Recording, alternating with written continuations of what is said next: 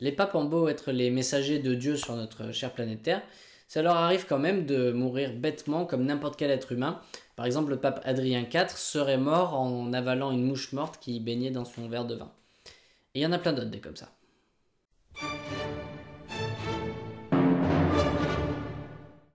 Alors pour commencer, on va parler du pape Formose qui est mort en 896. Quelques mois après sa mort, il y a Étienne VI qui lui succède et qui considère que Formose était un mauvais pape, donc il veut le mettre en accusation. Alors vous allez me dire comment on fait pour mettre en jugement un pape qui est déjà mort.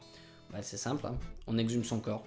Et puis une fois exhumé, on lui met les habits qu'il portait pour les cérémonies quand il était pape, et on l'assoit sur le trône. Donc là, il faut imaginer, on a un pape qui est mort depuis plusieurs mois, il est assis sur son trône, il a ses apparats pontificaux, on lui dit t'as fait ça et ça qui était pas bien, qu'est-ce que t'as à dire pour ta défense? Bon, le gars il est mort donc il se défend pas très bien, et il est jugé indigne d'être pape. Et comme il est jugé indigne d'être pape, on annule tout ce qu'il avait fait pendant son pontificat, et ensuite, on arrache les vêtements que porte le cadavre, et puis on va aussi couper les 3 doigts de sa main droite qu'il utilisait pour les consécrations. Et puis donc, une fois qu'on a bien humilié le cadavre, on le prend et puis on le fout au fleuve, hein, donc dans le Tibre en l'occurrence. Mais c'est pas fini.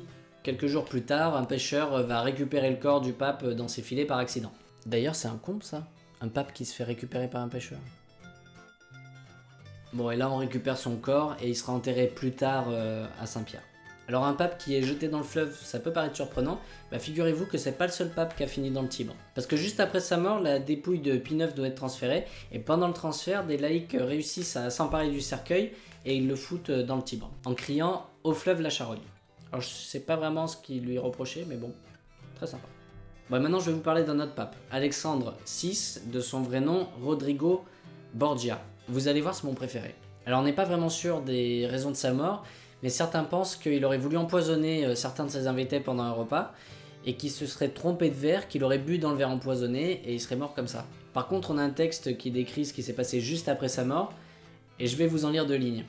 Son corps avait tellement enflé qu'on ne put le mettre dans le cercueil qu'on lui destinait. On le roula ainsi provisoirement dans un tapis, pendant que ses appartements furent livrés au pillage.